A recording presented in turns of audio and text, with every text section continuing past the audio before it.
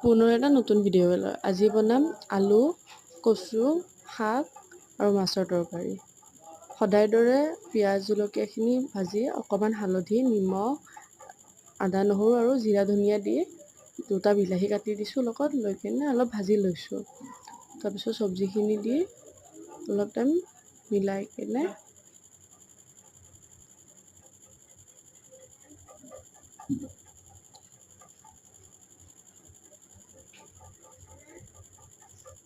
এনেকৈ ভালদৰে মিলাই ল'ব বস্তুখিনি।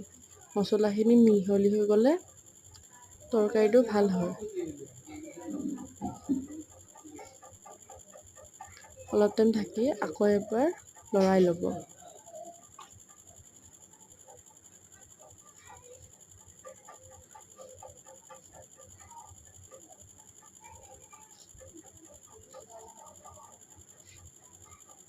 এতিয়া অলপ পানী দি দিব।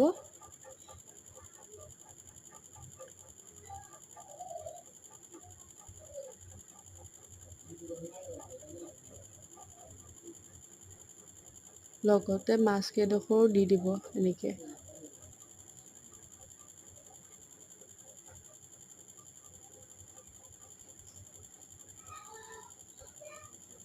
পিছত আৰু অলপ টাইম ঢাকি চব্জিটো ধুনীয়াকৈ হ'বলৈ ৰখাব। ভাল লাগিলে লাইক, কমেণ্ট, শ্বেয়াৰ কৰিব।